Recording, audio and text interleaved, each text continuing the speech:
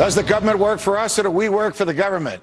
Is the best government really the one that governs the least? Can we ever have a government that stays within the confines of the Constitution? If the Constitution was written to keep the government off the people's backs, why is the government all over us? Tonight, whatever happened to freedom? Understanding where we go from here should start with understanding how we got here. We are the free and independent people of the United States of America. We are free because those who preceded us fought a war against a person who was then the world's grandest king and who presided over what was then the world's grandest empire. The Founding Fathers risked, as they like to tell us, their lives, their fortunes, and their sacred honors for the freedom and independence they won and we have inherited. But they were not saints. And initially, their cause was not popular. From the records available today, the people who measure historical trends have concluded that in 1776, only about one-third of Americans supported the revolution, about one-third of Americans opposed it, and about one-third of them didn't care. When I first looked at these numbers, I thought, in 1776, this was the grandest fight for the greatest amount of freedom for the most people at any point in history. So who could possibly oppose it? And who in their right mind could not care? Fast forward to today and ask, who could possibly support a government that regulates everything from the strength of the water pressure in your shower to the size of the toilet bowl in your home to the thickness of the leather in your shoes? Who could want a government that punishes people for speech, that lets its own agents write their own search warrants, that fights wars just to keep the military-industrial complex busy, that debases all you own by printing worthless money and putting it into the stream of commerce, that gives away more than half the tax dollars it collects, and that, despite express provisions in the Constitution to the contrary, permits the president to lock up whoever he wants and to throw away the key? Perhaps the colonists who didn't care if they freely chose their government or were cared for by a benevolent tyrant had an odd way of knowing what was coming.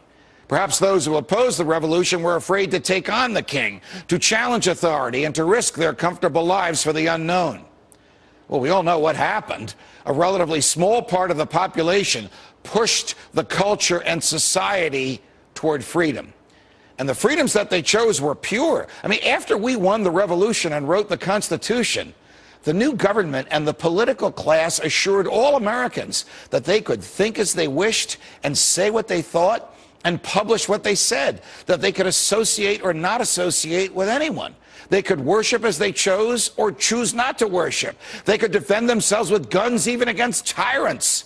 That troops would never enter their homes, that only neutral judges would issue search warrants, and that the government could not take their lives, their freedom, or their property without a trial, at which their fault would be proven in front of a neutral jury. All this was guaranteed to the first generation of Americans and to their posterity, that would be us, because much of it had been denied them by the king and the parliament, and because Americans came to believe, even the one-third that were afraid and the one-third that didn't care, that these rights are ours by virtue of our humanity.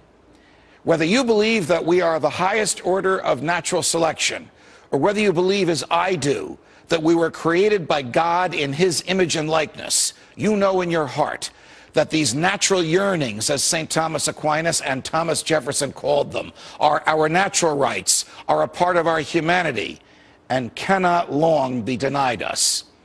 And yet, they have been denied. The same Founding Fathers who wrote that Congress shall make no law abridging the freedom of speech, in fact, enacted the Alien and Sedition Acts, which punished speech that was critical of them, critical of the government. This happened because people were afraid to challenge the tyranny of the majority. America, the greatest losses to our freedom have come not from someone attacking us, but from the government ignoring the Constitution and the majority letting them get away with it. The worst amendments to the Constitution were not those ratified by the states, but rather were amendments by consensus, where all three branches of government agreed to look the other way. When good people do nothing, bad things happen. So what shall we do? We should challenge authority, no matter who is in charge. We should challenge the majority whenever it curtails anybody's freedom. We should side with freedom, no matter what the government says. We should vote out of office those who push the government outside the Constitution, no matter what earmarks they just brought home. And we should make the government afraid of us. Afraid of us. Because as Jefferson reminded us, when the people fear the government, there is tyranny. But when the government fears the people, there is liberty. From New York, defending freedom. Everybody's freedom whenever I can. So long, America.